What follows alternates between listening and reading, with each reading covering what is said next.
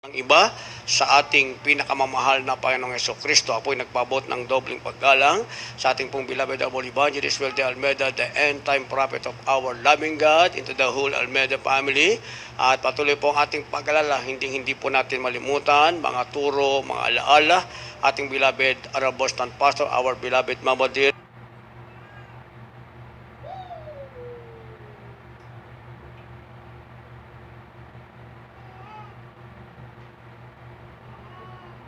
and once again, happy birthday po sa ating beloved Mama Dear. At magandang hapon po sa inyo lahat, sa lahat po ng ating pinagpalang viewers sa ating live webcast, especially po sa ating beloved Ted, beloved Minister Luke, saklang pamamahal sa buhay. Yan po sa dako ng USA, gayon din po sa mga beloved loved ones, mga anak po ating beloved Minister Paul, beloved Ted, yan po sa dako ng USA. Purihin ang ating pinakamamahal na Yesu Kristo. Ating po tatalakayin, mga minamahal, sa araw na ito. Samantalang tayo pong lahat ay may galak nagdiriwang sa kaarawan ng ating beloved Honorable Stand Pastor, our beloved Mama Dear, ay ang ating tatalakayin, pamagatan po natin, to the one who is victorious. To the one who is victorious. Sa Tagalog, ang magtagumpay. Ang magtagumpay, sabihin din natin ang mananagumpay, to the one who is victorious. Basahin po natin ang ating teksto, kindly po sa ating mga beloved Bible readers. The book of Revelation, chapter 2, verses 7, 10, and 11. From verse 7, He that hath an ear, let him hear what the Spirit saith unto the churches. To him that overcometh will I give to eat of the tree of life, which is in the midst of the paradise of God. Verses 10 and 11. Fear none of those things which thou shalt suffer. Behold, the devil shall cast some of you into prison, that you may be tried. And you shall have tribulation 10 days. Be thou faithful unto death, and I will give thee a crown of life. He that hath an ear, let him hear what the Spirit saith unto the churches. He that overcometh shall not be hurt of the second death. God bless you po. Kindness to God. Dito po sa Apokalipsis, Kabanatang 2, talatang 7, 10 at 11. Ang may pakinig ay makinig sa sinasabi ng Espiritu sa mga iglesia. Ang magtagumpay ay siya kung pakakanin ng punong kahoy ng buhay na nasa paraiso ng Diyos. Huwag mo katakutan ang mga bagay na iyong malapit ng tiisin. Narito, malapit ng ilagay ng dyablo ang ilan sa inyo sa bilangguan upang kayo'y masubok at magkakaroon kayo ng kapigatiang 10 araw. Magtapat ka hanggang sa kamatayan at bibigyan kita ng putong ng buhay. Ang may pakinig ay makinig sa sinasabi ng Espiritu sa mga iglesia. Ang magtagumpay ay hindi parusahan ng ikalawang kamatayan. Amen. Purihin ang ating pinakamalapit sa Kristo, ang ating Diyos na buhay, sa langit ang magpala ng kanyang banal na salita. Sa idigdig na ito, mga minamahal, maraming tao sabihin nating naging maganda ang kapalaran. Iba po yung maganda ang kapalaran, iba po yung tinatawag na mananagumpay. Dahil sa banal na kasulatan, mga minamahal, ang mananagumpay, sabi ng ating nabasa, verse 7 ng Revelation chapter 2, ang magtagumpay ay pakakainin ng punong kahoy ng buhay na nasa paraiso. Kapag ikaw ay mananagumpay na anak ng Diyos, nagtagumpay ka sa daigdig na ito, sa pagtawag sa iyo ng ating pinakamamahal na Panginoong Jesucristo, anuman ang mangyari, ay ginampanan mo ang iyong tungkulin ng walang talikuran, mga minamahal, kagaya ng ating mahal na magulang sa Panginoon na isang napakagandang halimbawa, mga minamahal. Sabi ng ating nabasa, ito'y pagtatagumpay sapagkat ikaw ay may karapatang kumain ng punong kahoy ng buhay na nasa paraiso. Kaya iba yung maswerte sa mananagumpay, mga minamahal. O ang anak mo ay nagkaroon ng magandang kapalaran, ang anak mo ay naging maswerte. Iba yun sa mananagumpay, mga minamahal. Dahil kahit nagkaroon ng isang magandang kapalaran ang tao, naging maswerte siya, mga minamahal. Hindi naman siya makakakain ng punong kahoy na nasa paraiso, hindi pa rin siya tatawaging victorious. Baliwala kung ano ang meron siya o kanyang nakamtan, mga minamahal. Kasi pag sinabing punong kahoy ng buhay na nasa paraiso, ang ibig sabihin nito, ikaw ay mananagumpay, tagapagmana ka ng buhay na walang hanggan. Yun ang ibig sabihin, mga minamahal. Kaya ang sabi ng verse 10, mga minamahal, huwag katakutan ang mga bagay na dapat tiisin. Kasi ang isang Kristiyano, hindi siya pwedeng nasa last step kagad. Magsisimula siya sa pinakaunang hakbang ng kanyang buhay bilang Kristiyano at meron siyang mga bagay na titiisin. Sabi ng ating nabasa, huwag mo itong katakutan. At yan ay nakita nating magandang halimbawa sa ating beloved Arbestan Pastor, our beloved Mama Dim. Sa kwento nga ng ating beloved urban evangelist, the end-time prophet of our loving God, mga minamahal, nung sila'y ikasal, mga minamahal, ano ang kanilang handa? Ang kanilang handa, ang sabi, kinuha ang ninong at ninang, dinala sa tindahan, binigyan ng santa at binigyan ng biskwit na pita. Iyon ang kanilang handa, mga minamahal. Sa reception, yun ang kanilang pagkain sa harap ng tindahan. Kung hindi ordinary, mga minamahal, ang ating beloved Arbestan Pastor, our beloved Mama Dear, sa katauhan nyo ngayon, sa kabataan, mga minamahal, pagkatapos mong ikasal, dadaling ka ng lalaking naging kaisang dibdib mo sa tindahan ng pagkain ay pita at santa, baka umurong ka na, mga minamahal. Pero sabi nga ng ating beloved Mama Dear, nung unang araw pa lang na yon, na sila'y ikasal ng ating beloved Evangelist Wilde Almeida, alam niya na ang bagay na kanyang titisin at kakaharapin kabilang ang kabiyak na binigay sa kanya ng ating pinakamamahal na Panginoon bilang mangaral ng ating pinakamamahal na Jesucristo. Kaya ang sabi ng ating nabasa, huwag mong katakutan ang mga bagay na dapat mong tiisin upang masubok at magkaroon ng kapighatian. Meron ka ng titiisin, dadaan ka pa sa pagsubok, meron ka pang kapaghatian. Sabi ng last praise, mga minamahal, magtapat ka hanggang kamatayan at bibigyan kita ng putong ng buhay. Kaya naman nakita natin sa buhay ng ating beloved Arbestan Pastor, our beloved Mama Dear, ang katapatan, mga minamahal. Mula sa kabataan, sa kalakasan, mga minamahal, sa bawat sandali ng buhay, sa pagsasama nila ng ating iginagalang mahal na pastor, our beloved Evangelist Wilde Almeida, the end-time prophet of our loving God, ang katapatan ay nanatili, mga minamahal. Dahil habang lumilipas ang panahon, isinilang ang first baby, ang second baby, ang third baby, mga minamahal, isa lang ang routine ng kanilang buhay. Na ang ating iginagalang mga pastor, ating beloved Mama Dear, mga minamahal, ay mula umaga, lumalabas ng tahanan. Ito'y ayon sa kanilang patotoo. Na ang kanilang dala ay leaflets, mga minamahal, na ang gagawin sa loob ng mahabang maghapon mula sa pagsikat ng araw hanggang paglubog ng araw ay ipangalan lamang ang Ebanghelyo ng kaligtasan. Saan man sila lugar at dako mapunta, maging sa basketball court, mga minamahal, ibubuka ng ating ginagalang mga pastor ang kanyang mga labing sasabing, meron akong regalo sa inyo, ang Ebanghelyo ni Kristo na kayo'y pagpapalain ng mahal na Panginoon. At pagkatapos ng ilang minutong pangangaral, mga minamahal, ang ating beloved Mama Dear ay aawit ng altar call at patatanggapin ang lahat na willing na maglingkod sa ating pinakamamahal na Panginoong Jesucristo. At lumipas pa ang panahon, mga minamahal. Nagkaroon na ng 3 babies, mga minamahal. Hindi pa natapos ang kapighatian. Hindi pa natapos ang pagsubok, pero kailangan pa rin ang pagtatapat, mga minamahal. Bakit? Dahil ang 3 babies ay nagkaroon ng karamdaman. Subalit walang lumabas sa pagsisisi sa labi ng ating beloved Mama Dear. Ayon sa kanilang patotoo, mga minamahal, during our meeting, balikan natin ang mga panahon na yon, mga minamahal, 1990s, dyan sa lugar na inyong kinatatayuan.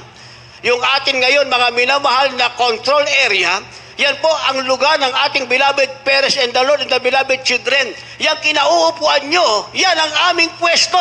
Habang kami nakikinig, mga minamahal. Aking pangmaalala, mga minamahal, ayaw ng beloved Mama Dear, ating beloved Arbestan Pastor, na kapag sila po ay nagsasalita, dapat nakatingin ka sa kanila.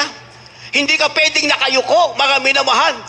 At kinakailangan mag-uunahan kami sa harapan. Sabi ng ating beloved Arbestan Pastor, our beloved Mama Dear, ayaw niyong tumingin sa amin. Ayaw niyo sa harapan. Ang ibig sabihin, hindi maganda yung espiritu. Dahil kung malinis ang inyong puso at maganda ang inyong espiritu, wala kayong dapat ikatakot. Uupo kayo sa harapan at nakatitig kayo sa amin habang kami ay nagsasalita sa inyong harapan. Hindi ko yan malilimutan, mga minamahal. Kasi nagtutulukan kami, sabi, ikaw na sa harapan. Hindi, ikaw na. Ikaw na. Bakit tayo yung sa harapan? Pero pagdating ng merienda namin, nag-uuna kami sa harapan, mga minamahal. Kasi sa harapan ilalagay yung merienda. Pero pag simula pa lang ayaw namin, hindi ko makakalimutan yung mga salitang yun, mga minamahal. Kaya sabi ng ating beloved Mama Dear, huwag nyo na sabihin sa akin sino ang inyong kasama. Huwag nyo na sabihin sa akin kung sino kayo. Huwag na kayo magpakilala pa. Sabihin nyo na lang sa akin kung sino ang inyong kasama at sasabihin ko kung sino kayo. Kaya kung ang kasama nyo ay mainit na Kristiyano, mga tapat na Kristiyano, huwag na kayo magpakilala. Dahil sila ang kasama nyo, alam ko na kayo ay tapat din at mainis na Kristiyano. Pero kung ang kasama nyo ay yung palaging nasa likod, na hindi nakikinig at ayaw i-adapt ano ang aming itinuturo, sabi ng ating beloved Mama Dear, huwag na rin kayo magpakilala kung sino kayo. Kung sino ang kasama nyo, alam na namin kung sino kayo. At darating ang panahon, sabi ng ating beloved Mother, paulit-ulit, mga minamahal, na wala na kami sa inyong harapan. Pero meron kaming iiwanan sa inyo ang mga salitang ngayon ay aming sinasabi at napapakinggan ninyo. Sabi ng ating beloved Mother, kaya kung sino ang hahawak nito, ang yayakap nito, at magsasagawa nito, saan man kayo pumunta, mga anak, pagpapalain kayo ng ating pinakamamahal na Jesucristo. Mga salitang hindi ko malilimutan, mga minamahal. Kaya naaalala, inuulit-ulit ng ating beloved Mama Dear, ating ginagalang mga pastor, yung kanilang naging karanasan, mga minamahal. Umalis ang ating beloved honorable pastor, umagang-umaga, higit pa sa dating oras ng dalay maliit na bag, ang laman ay leaflets, samantala ang 3 babies ay nasa karamdaman, meron silang mga tigdas, mga minamahal. Walang lumabas na reklamo sa harap ng ating beloved Mama Dear. Wala siyang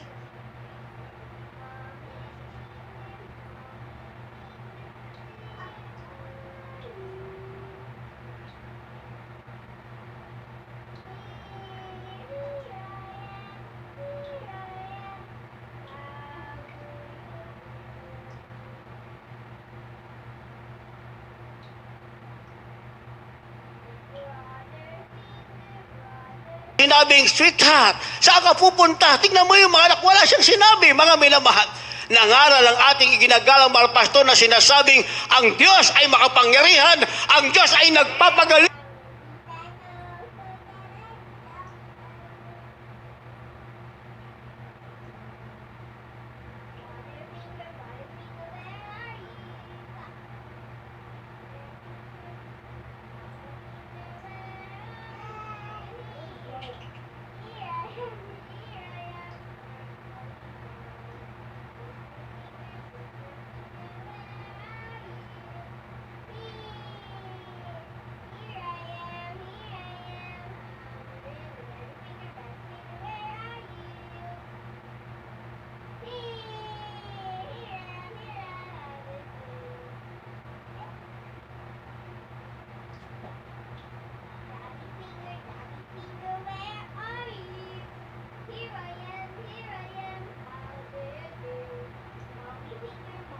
Ang Diyos ay nagpapala, ang Diyos ay tumutugon sa panalangin sa kabila ng katotohanan yung araw na yun. Sila'y nasa kapag-estiyan, sila'y nasa pagsubok, mga minamahal. Lumipas ang mahabang maghapon, walang pagkain iniwan, kahit na tubig lamang. Subalit pag-uwi ng ating ginagalang mga pastor sa kalang tahanan, ang 3 mga babies na may karamdaman, dinatnang niyang bumangon na, naglalaro na, pinagaling na ng ating pinakamamahal na Jesucristo. Ayon ang sinasabi ng banal na kasulatan, mga minamahal. Ang sabi ng verse 10, huwag mong katakutan ang mga bagay na dapat tiisin upang masubok at magkaroon ng kapighatian. Magtapat ka hanggang kamatayan, bibigyan kita ng putong ng buhay. Kaya kahit tayong lahat, kaya nating ipatuto, kahit ako sa aking sarili, sasabihin panaginip, trabaho, natutunan ko ang computer, natutunan ko sa Excel yung aking trabaho. Doon na rin ako tinuruan, doon ko na rin doon ko na rin natutunan. Nakita ko paano bubuhusan ng puting, paano gagawin hanggang sa 2nd floor. Yung Philippine Post Authority sa Pier 11, Pier 15, yung 7th floor dyan na bagong building, ginawa po yan ng 2016. Diyan po ako nagtrabaho, mga minamahal. Akala ko yun ang aking buhay. Pero hindi ko kinalimutan na kailangan gumising ako ng madaling araw. Ako ay magpuri bago umalis ng bahay, mga minamahal. Kaya alas 4 ako'y gigising at magpupuri na ako ng 1 oras bago ko ihanda yung aking sarili. As timekeeper, kailangan maaga ako sa mga tauhan. 270 yung aking hawak, kailangan naka-record sila. At habang nagtrabaho yan, lahat ng work description, ilalagay mo yan sa Excel, i-record mo, mga minamahal. Dito ko na natutunan lahat yon. Pero isang araw ako'y nagtaka. Bakit ang ating beloved Mama Dir, inunahan ako sa aking paggising doon sa aking katre, nakaluhod ang ating beloved Mama Dir, mga minamahal, nakataas ang kamay, nagpupuri sa ating pinakamamahal na Jesucristo. Ako'y nagulangtang, mga minamahal, akala ko yo'y totoong-totoo. Bumangon ako maaga pa sa alas 4, yung pala isang panaginip lamang. Doon nagsimula, nawalan akong gana magtrabaho, iniisip ko, sayang ang effort. Kung ang effort na ito'y ginagamit ko sa gawain ng mahal na Panginoon, mapapakinabangan pa kesa dito ang amo ko'y tao. Nawalan akong gana magtrabaho, ang dami kong mali, galit na galit sa akin yung supervisor, mga minamahal. Hanggang isang araw, ako'y nag-resign na. Bumalik ang aking kagalakan, ipinagkaloob muli ng ating pinakamamahal na Jesucristo. Sinasabi ng Banal na Kasulatan, ang meron na tayo ngayon as victorious Christian, ang tinasabing crown of life, sinasabing putong ng buhay, meron na tayo niyan, mga minamahal. Ang katumbas niya na hindi ang magandang sweldo, hindi ang magandang posisyon sa iyong papasukan, hindi ang mabait mong amo, hindi ang makasundo mo lahat ng iyong kasama. Actually, lahat ng aking kasama nakasundo ko, mga minamahal. Nakasundo ko sila. Itinatago ko ang aking pagiging Kristiyano, pero kailangan kong mag-meeting as timekeeper. Kailangan kong mag-meeting kung paano ako magsalita. Haba ako'y nag-preach, ganun din ako magsalita. Kaya sabi nila, ano ka ba? Bakit para kang nagwali kapag ikaw'y nagsalita? Mga Bisaya, mga Muslim, para kang nagwali kapag ikaw'y nagsalita. Doon ko sinabi sa kanila, ako kasi dating preacher, nagpahinga lang ako, gusto ko lang magtrabaho. 2006. Pagkatapos, mga minamahal, dinalaban nila yung aking pagkatao. Hindi mo kaya mong ipaglaban ang iyong pagkatao bilang Kristiyano. Hindi pwedeng sabihin na iba kasi mga kasama ko sa libutan. Pag nagbuhos kami ng gabi, mga minamahal, kasama mo dyan, mga engineer. Kasama mo sila, mga foreman, kasama mo siya, general foreman, supervisor, kasama mo dyan. Ang mahabang besa, ang laman dyan, mga minamahal, alak at saka pulutan. Pero kahit kailan, hindi ko tinikman. Ang pag-uusapan lang namin kung ano ang trabaho namin sa church, yun ang aming pag-uusapan. Iginalang nila pagiging Kristiyano ko. Meron silang pinanonood na hindi maganda. Sabi ng supervisor, pag si Louie nasa grupo natin, sarado yung television, walang manonood dahil siya ay Kristiyano. Kayang nilang igalang kung ano ang meron tayo, mga minamahal. Dahil ang meron tayo, hindi ang meron sila.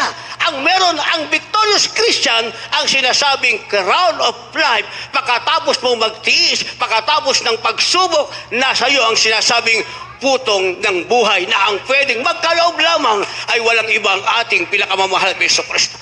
Sabi ng verse 11, ang magtagumpay ay hindi parurusahan na ikalawang kamatayan. Finally, ito ang pinakamalaga, mga minamahal, na ikaw ay makatakas sa sinasabing second death. Kung ikaw ay maging matagumpay, kung ikaw ay maging victorious Christian, sabi ng ating nabasa, mga minamahal, naligtasan mo ang lahat. Ano pa mang pandemic, ano mang delta variant, ano man ang kinatakutan ng tao sa sanlibutan, mga minamahal, wala ka nang katatakutan. Bakit? Dahil yung katatakutan ng lahat, pagkatapos, bago magunaw ang daigdig na ito, ang sinasabing lake of fire ay naligtasan mo na dahil sabi ng ating labasa, kung ikaw ay maging matagumpay, hindi ka parurusahan sa ikalawang kamatayan sapagkat ang nasa iyo ay reward, sinasabing putong ng buhay. Purihin ang ating malapel. Kaya sabi ng Banal na Kasulatan, ang pagiging matagumpay, mga minamahal, ay makakamta ng isang tao kung ikaw ay matuwid. Dahil sabi ng Banal na Kasulatan, ang matuwid, ang kanyang alaala o siya'y maaalalang walang hanggan. Hindi ka kalilimutan ng ating mahal na Panginoon. Ano pa man ang mangyayari, saan ka man pumunta, alalang-alala ka, aalalahanin ka ng ating pinakamamahal na Panginoong Jesucristo. Kindly po basahin natin. Dalawa nating versikulo, kindly read at the same time. The book of Psalms, chapter 112, verses 6 to 7. Surely he shall not be moved forever. The righteous shall be in everlasting remembrance. He shall not be afraid of evil tidings. His heart is fixed, trusting in the Lord. Revelation chapter 14, verse 13. And I heard a voice from heaven, saying unto me, Write, Blessed are the dead which die in the Lord from henceforth. Yea, saith the Spirit, that they may rest from their labors, and their works do follow them. Dito po sa mga awit 112, ang talata po ay 6 hanggang 7. Sapagkat siya hindi makikilos magpakailanman, ang matuwid ay maalaalang walang hanggan. Siya hindi matatakot sa mga masamang balita. Ang kanyang puso ay matatag na tumitiwala sa Panginoon. Dito po sa Apokalipsis Kapitulo 14, ang talata ay 13. At narinig ko ang isang tinig na mula sa langit na nagsasabi, Isulat mo, mapapalad ang mga patay na namamatay sa Panginoon mula ngayon. Oo, sinasabi ng Espiritu upang sila makapagpahinga sa kanilang mga gawa, sapagkat ang kanilang mga gawa ay sumusunod sa kanila. Amen. Palapakan po natin ang ating pinakamamahal na Panginoon. Lahat magsabi ng praise the Lord. Sabi ng banal na kasulatan, kapag ikaw ay victorious Christian, ikaw ay matuwid sa harap ng Diyos. Dahil ikaw ay matuwid sa harap ng Diyos, ikaw ay maaalala ng ating pinakamamahal na Hesus Kristo at hindi ka matatakot sa masamang balita. Yun ang ating nabasa. Napakagandang talata, sapagkat siya'y hindi makikilos magpakailanman. Ang ibig sabihin, mga minamahal, hindi makikilos, hindi ka na mawawala pa sa presensya ng Diyos. Ano man ang mangyari, you can stand firm before the sight of God. Nakatayo ka. Firm ang pagkakatayo mo sa harap ng ating pinakamamahal na Hesus Kristo. Ano man ang mangyari, hindi ka matitinag. Dahil sabi ng second praise, mga minamahal, dahil ang matuwid ay maaalalang walang hanggan. Ang umaalala sa iyo ay walang iba ang ating pinakamamahal na Hesus Kristo. Sabi ng verse 7, wala kang katatakutan. Siya'y hindi masatakot sa masamang balita. Kaya ating beloved, Arbustan Pastor, our beloved Mama Dear, no, ang ating minamahal, ginagalang mahal pastor, the end-time prophet of our loving God, ay nasa Talipaw, Sulu. Ano ang naging balita, mga minamahal? Pinugutan ang ulo, niratrat, wala ng buhay. Yun ang mga dumating na balita, mga minamahal. Pero sabi ng ating nabasa, hindi ka matatakot sa masamang balita. Ang ating beloved Mama din, walang masamang balitang kinatakutan. Bagkos ang ginawa, mga minamahal, lalong lumapit sa kapangyarihan at lalong naging matatag sa pananampalataya sa ating pinakamamahal na Panginoong Jesucristo. Yung prayer ay naging chain prayer, mga minamahal. Ibig sabihin, 24 hours palit-palitan. Kung antoking ka, diyan ka na matulog. Doon kami sa prayer lane noon, mga minamahal. Diyan sa prayer lane. Pag inanto ka sa pressing area, diyan ka na matulog. Kung maligo ka, bumalik ka ulit. 24 hours, mga minamahal, nalugod ang ating pinakamamahal na Panginoong Jesucristo. Ang ating iginagalang mga pastor, together with the 12 prayer warriors, yung masamang balitang lumabas sa radyo, sa radio, mga minamahal, sa mga pahayagan, lahat sila'y napahiya. Dahil yun ay balitang ginawa nila para lumakas yung benta ng kanilang mga newspaper, mga radio station, mga minamahal, para sumikat sila. Pero ang katotohanan, mga minamahal, nakabalot ng kapangyarihan ang ating iginagalang mga pastor and the 12 prayer warriors, mga minamahal.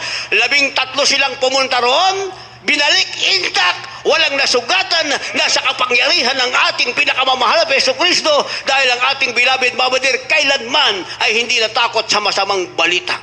Kaya ang sabi ng kasunod na talata, ang kanyang puso ay matatag na tumitiwala sa Panginoon. Palakpakan natin ang ating pinakamalapit Hesus Kristo. Yan ang ating nakitang magandang halimbawa sa ating beloved Arbustan Pastor, our beloved Mama Dear. Isang pusong matatag at tumitiwala sa Panginoon. Isipin nyo, mga minamahal, napakalayo ng hulo-sulod dito. Pero connected ang pananampalataya mula sa ating iginagalang mahal pastor sa ating beloved Mama Dear. Dito ang ginawa ng ating beloved Mama Dear, mga minamahal, matatag na puso at pagtitiwala sa mahal na Panginoon sa magitan ng anumang bagay. Anong bagay ang ginawa, mga minamahal? Yung panalangin na tanging sandigan ng mga Kristiyano, yung umiyak at magtiwala at magpuri sa ating pinakamamahal na Hesus Kristo. Sa dako hulo-sulo naman, inisa-isa ng ating iginagalang mga pastor, lahat ng 12 prayer warrior. Anong simpleng tanong? Ilang porsyento pananampalataya mo? Kinakailangan 100. Dahil kung hindi 100 ang pananampalataya mo, sabi kay mga pastor, kung hindi 100, maiwan ka rito. Katayin ka ng mga busayap. Kailangan 100. Lahat sila 100. Dahil 100 ang faith at meron namang backup prayer dito, mga minamahal, nagsalubong. Sa Villamor Air Base First Landing ng ating ginagalang mga pastor, bumaba ang chopper, mga minamahal, at kami naman na nakasign doon na sumalubong, kumaway sa amin ang ating beloved pastor. Subalit siniraan sa balita. Sa balita sinasabing dumating daw ng walang buhay dahil nung tamaan daw ng araw, hindi gumagalaw. Sabi ko, ano hindi gumagalaw? Ay, kumaway nga sa atin. Puntaan mo yung reporter, sabihin mo sa kanya, kumaway pa sa atin ang ating beloved pastor. Kaya pagdating, mga minamahal, sa Malacanang, yun na ang second meeting with our beloved Arbustan pastor and our beloved president during that time, mga minamahal. Ano ang sabi ng ating mahal na presidente? Prayer works. Bakit? Dahil ang kapangyarihan ng Diyos ay hindi kayang baliin inuman, mga minamahal.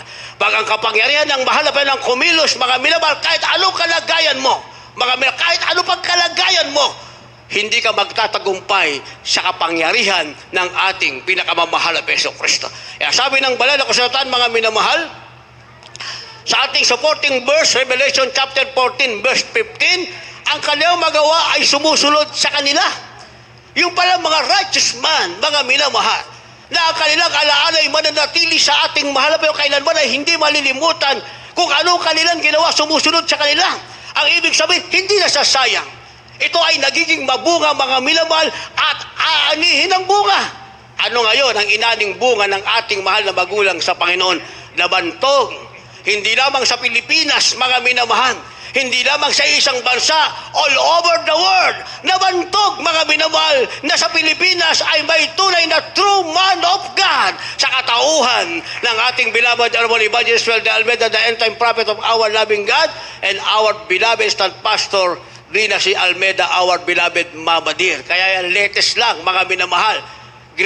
Best religious group. Nakalagay, best religious group, mga minamahal.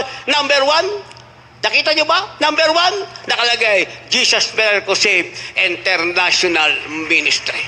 Purihin ang ating pinakamalapis na Kristo. Kaya sabi ng banal na kasulatan, kapag tayo ay victorious Christian, na-adapt natin ang magandang halimbawa ng ating mahal na magulang sa Panginoon, mga minamahal, meron tayong tinatawag na pag-asa sapagkat tayo'y kasamang tinubos ng Panginoon na merong kagalakan at kasiyahan. Ating pong basahin kayo. Read at the same time yung ating dalawang versikulo. The book of the prophet Isaiah chapter 51, verse 11. Therefore, the redeemed of the Lord shall return and come with singing unto Zion, and everlasting joy shall be upon their head. They shall obtain gladness and joy, and sorrow and mourning shall flee away. The book of the Gospel of St. John chapter 14, verse 27. Peace I live with you, my peace I give unto you, not as the world giveth, give I unto you. Let not your heart be troubled, neither let it be afraid. God bless you po. God bless you to God. Ang aklat ni Propeta Isayas, Kapitulo 51, versikulo 11. At ang mga tinubos ng Panginoon ay magsisibalik at magsisiparaong may awitan sa Sion, at walang hanggang kagalakan ay sa kanilang mga ulo. Sila'y magtatamo ng kasayahan at kagalakan at ang kapanglawan at ang pagbubuntong hininga ay tatakas. Dito po sa Ebanghelyo ayon kay Juan, Kabanatang 14, talatang 27. Ang kapayapaan ay iniiwan ko sa inyo. Ang aking kapayapaan ay ibinibigay ko sa inyo. Hindi gaya ng ibinibigay ng sanlibutan, ang ibinibigay ko sa inyo, huwag magulumihanan ang iyong puso ni matakot man. Purihin ang ating pinakamalapis na Kristo. Lahat magsabi ng praise the Lord. So yung mga mananagumpay, mga minamahal na merong putong ng buhay na mula sa ating pinakamalapit Hesus Kristo at sila'y sinasabing matuwid na maaalalang magpasawalang hanggan ng Diyos na buhay, ang ating pinakamamahal na Panginoong Hesus, sila'y tinatawag na tinubos ng Panginoon. Kaya sabi ng Isaiah 51 verse 11, sila'y tinubos ng Panginoon, magsisiparoong may pag-aawitan, walang hanggang kagalakan ang nasa kanilang mga ulo. Kaya ang ating beloved Mama Dear, ating iginagalang mga pastor, mga minamahal, ang puhunan talaga yung pag-aawit sa mahal na Panginoon. Kaya ng aking sinabi kanina, mga minamahal, kahit ako ay nagtataka, hindi na ba natutulog? Kasi ang naging assign ko, counselor, mga minamahal, dyan po sa likod niyan. Andyan yung telephone natin. Lalo na naging dalawa yung television program natin. Meron na tayong 7, meron pa tayong magsisimula tayo ng, kung di ako magkamali nun, 1:00, matatapos tayo 4:00, dalawang television program natin. Aabangan mo yun, magdamag. Magtaka ko, ating beloved, Parents and the Lord, 12:00 pa lang, nagpuri ng ating beloved pastor. Mamaya, marinig mo na rin ng boses ng ating beloved Mama Din. Sila'y napuspos, mga minamahal. Matapos 6:00, 9:00 ang aming pagpupuri sa mahal na Panginoon. Pagdating na 9:00, dahil andyan pa rin ako, andun pa rin sila, mga minamahal. Nauna pa nga minsan sa mga workers, minsan nauna pa nga sa amin, mga minamahal. Bigla sasabihin natin, beloved Mama Din, mga workers, nauna pa sila. Dahil ang tanging puhunan ng ating mahal na magulang sa Panginoon. Ang sabi rito, mga minamahal, dahil ang tinubos ng Panginoon, pumaparoon siya. Kapag siya'y pumaparoon, humaharap sa Panginoon, meron siyang pag-aawitan na may kagalakan, yon ang nasa kanyang ulo. Kaya ang sabi rito, sila'y nagtatamo ng kasayahan at kagalakan. Ang kapanglawan, ang kalungkutan o ang buktong hininga ay tumatakas. Kaya hindi basta-basta, lalo na kami, iba-iba ugali namin, napakarami namin dito noon, mga minamahal, napakarami namin. Hindi lang magkano ka ng 3 anak na pasaway, sabihin natin isa na lang. Lagi kang nakabuktong hininga. Di ba? Kamot ka na ulo, sabihin mo, anong klaseng buhay ba ito? Anak, bakit ka ba nagkaganyan? Di ba? Alam ko nung ipinalalangin kita, hiniling ko lalaki, lumabas ka lalaki, bakit mo nagbago ka ata? Pero hindi yan 2 Corinthians 5:17. O isa pa lang yun, baka buktong hininga ka na. Sabi, napakarami namin, iba-iba ugali namin, mga minamahal. Diba? Iba-iba ugali namin. Pero dahil ang puhunan ng ating mahal na magulang sa Panginoon ay pumaparoon, lumalapit sa presensya ng Diyos sa harapan ng ating mahal na Panginoon na may pag-aawitan, may kasiyahan, may kagalakan, yun ang kanilang karadaramdaman. Hindi yung konsumisyon sa amin, mga minamahal. Actually, kami, tinuturuan talaga kami, mga minamahal, turo kagaya ng sana. Sabi ng ating beloved Mama Din, kung ako'y galit kapag tinuruan ko kayo, at kapag kung turuan kayo, galit kayo sa akin. Bakit nyo pa ako tinawag na mama? Ang turi ko nga sa inyo, anak, kaya ako nagagalit sa inyo. Pag nagalit ako, galit din kayo. Huwag nyo na akong tawaging mama. Kwentuhan naman kami. Oo nga, no? Si Mama Dear. Pagalitan tayo ni Mama Dear. Di ba? Okay lang sa amin. Ang nakakalungkot, siyempre, napipighati natin ang ating mahal na magulang sa Panginoon kapag tayo nagkaroon ng mali. Dahil kulang nga sila sa pahinga, kulang sa tulog, mahaba ang panahon ng pagpupuri, nagkaroon kami ng mali. Mga pasaway nga kami, mga minamahal. Pero ang sabi ng Banal na Kasulatan, sa kapangyarihan ng Diyos, dahil ang ating mahal na magulang sa Panginoon ay lumalapit na may pag-aawitan, yung buktong hina nga ay napaparam, napapalitan ito ng sinasabing kagalakan at kasiyahan. Maliwanag yung ating nabasa dahil yun ay tanda na mga tinubos ng Panginoon. Ulitin ko lang, ang tinubos ng Panginoon ay magsisiparoon na may awitan, walang hanggang kagalakan ang nasa kanilang mga ulo. At sila'y magtatamo ng kasayahan at kagalakan, ang kapanglawan at pagbuktong hininga ay tatakas. Aking maalala, mga minamahal, maging sa paglalakbay. Ako minsan nagulat ako, mga minamahal.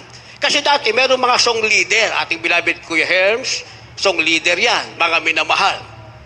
Pag naglakbay. Di dumating naman yung panahon ko. Ako naman ngayon ang naging song leader. Akala ko may palitan. Wala palang palitan. Punta kami ng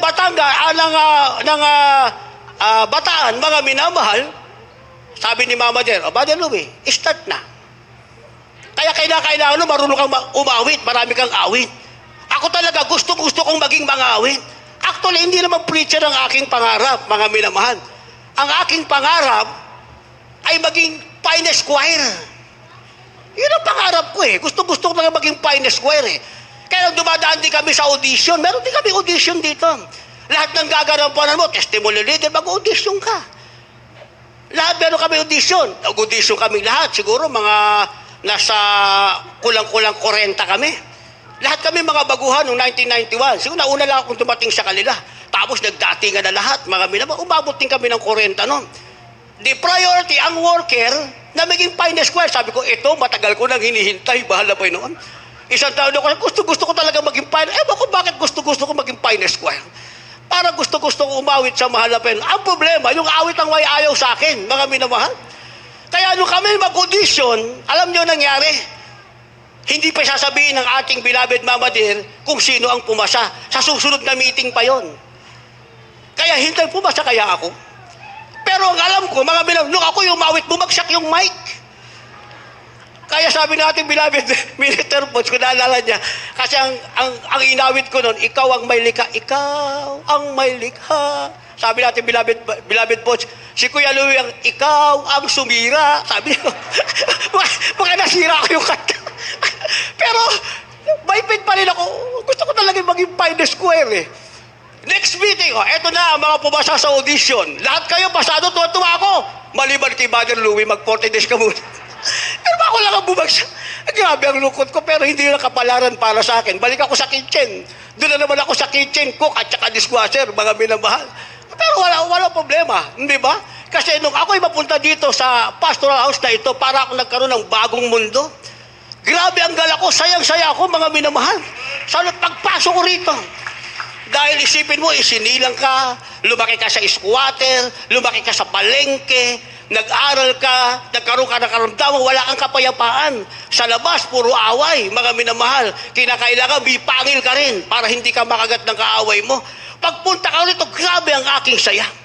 Grabe ang aking galak, masayang-masaya ang aking puso, mga minamahal. Iniisip ko pa nga, magkano kaya sweldo? Magkano kaya sweldo ng worker? Eh, pinakamababang sweldo ko sa mga tao ko sa Muñoz, 300, yun yung walk-in. Kung may 300 ako, okay na sa akin yun. Nung panahon, 1991, okay na sa akin. Pagpunta ko rito, wala palang sweldo. Pero magtataka ka, bakit ang saya-saya ng puso mo? Para kang nasa isang bagong langit at bagong lupa, mga minamahal. Lalo na kapag ka-prayer na. Pag prayer na, talagang walang alisan. Walang alisan. Basang-basa kami ng pawis. Aalis na kami, magpalit ng pawis. Kung kaya mag-CR, balik uli. Mga minamahal, grabe ang kagalakan. At ang pinakamasaya naming araw, yung kami magmi-meeting na, mga minamahal. Yung kami magmi-meeting na, yun ang pinakamasaya naming sandali ng aming buhay. Kaya pag mahaba ang meeting, masaya kami, mga minamahal. Mahaba ang meeting eh. Kaharap namin ng mahabang panahon ng ating mahal na magulang sa Panginoon. Purihin ang ating pinakamalapit na Hesus Kristo. Sabi ng banal na kasulatan, ito pa yung kapayapaan ang Diyos ay nagbibigay. Sabi ng ating supporting verse, John 14:27, mga minamahal, sabi ng ating mga Hesus Kristo, ang kapayapaan ang ibinibigay ko sa inyo, hindi kagaya ng kapayapaang ibinibigay ng sanlibutan. Huwag matakot ang inyong mga puso. Pumapalakpak na ba kayo niyan? Akala ko pumapalakpak na kayo kanina. Meron akong maalala nung Merkules, hindi ba? Nung Friday, nandito ako. Meron akong isang nakasama. Sabi niya, Brad, ito na pala sasakyan mo. Ito na, pangalawa na to. Sabi kong ganun. Kasi kung hindi ka sana umalis, meron ka rin dito. Kasi lahat naman kami pinagbibigyan eh. Pinagpala kami, hindi ba? Yan ang sinasabi ng ating beloved Perez and Dalon, na ang lahat ay magkakaroon para magamit sa gawain ng mahal na Panginoon. Pero hindi mo makakamtan ito. Kung ikaw ay dadating, aalis, dapat pagdating mo, ano man ang makita mo, ano man ang mangyari, magtiis ka. Dahil pagdating ng panahon, ikaw mismo ang aani ng iyong itinanim. Binasa natin sa banal na kasulatan. Sabi ng ating nabasa, ang kanilang magawa ay susunod sa kanila. Sabi ng ating labas sa mga minamahal. At babalik tayo sa John 14:27, ang pinakamalaga yung kapayapaan. Hindi kagaya ng kapayapaan ibinibigay sa sanlibutan. Pag meron ka achievement, meron kang na-attain na isang bagay, masaya ka. Pero maiksing panahon lang. Pero ang kasayahang ibinibigay ng mahal na Panginoon mula ngayon hanggang magpakailanman. Kaya sabi ng ating nabasa, ang aking kapayapaan ang ibinibigay ko sa inyo, hindi kagaya ng kapayapaang nasa sanlibutan, huwag magulumihanan ang iyong mga puso. Bakit? Finally, sabi ng banal na kasulatan, mga minamahal, hindi ito ang ating tunay na tahanan. Sapagkat merong lugar para sa atin. Sa mga victorious Christian, may hininandang lugar ang ating pinakamamahal na Jesucristo. Last verse, kindly, paghanda po ating manunugtog, mga magpaawit. The book of Revelation, chapter 21, verse 4. And God shall wipe away all tears from their eyes, and there shall be no more death, neither sorrow, nor crying, neither shall there be any more pain, for the former things are passed away. God bless you po. Ito po sa Apokalipsis, Kabanatang 21, talatang 4. At papahirin niya ang bawat luha sa kanilang mga mata at hindi na magkakaroon ng kamatayan. Hindi na magkakaroon pa ng dalamhati o ng panambitan man o ng hirap pa man. Ang mga bagay ng una ay naparam na. Purihin ang ating pinakamahal na Jesucristo. Ito ang ating magiging huling kalagayan, mga minamahal. Papangarapin ng marami, hindi nila makakamtan. Subalit tayo libreng ibinigay ng ating pinakamamahal na Panginoong Jesucristo. Pinagpala tayo sa lahat ng pinagpala, mga minamahal, yung kapayapaang nasa atin. Sabi ng banal na kasulatan, higit pa pala dyan ang meron tayo. Papahirin niya ang bawat luha sa ating mga mata. Hindi na magkakaroon ng kamatayan, hindi magkakaroon ng kadalamatian, o pananambitan pa man ang hirap ng una at mga bagay ng una ay naparam na. Wala na tayong maaalala ng kahirapan pa. Mga pinagtiisan nating bagay na para tayong tumatawid sa napakinipis na tulay, mga minamahal, sa piling ng ating pinakamamahal na Panginoong Jesucristo, pawang kagalakan. Kaya pala sinasabi ng banal na kasulatan, kapag ikaw ay victorious Christian, pinagpala ka ng ating mahal na Jesucristo, sa iyo ang langit na ipinangako ng ating pinakamamahal na Panginoon. Tayong lahat ay tumayo, umawit sa ating pinakamahal na Jesucristo. Hallelujah. Awitin natin ang awiting panalangin. Sinasabing, di ba ang langit ay para sa mga banal? Sa katulad nating naghahanga, nagsusumikap, nagtitiis upang makarating sa piling ng ating pinakamahal na Jesucristo. Tayo umawin. Hallelujah. Di ba't ang langit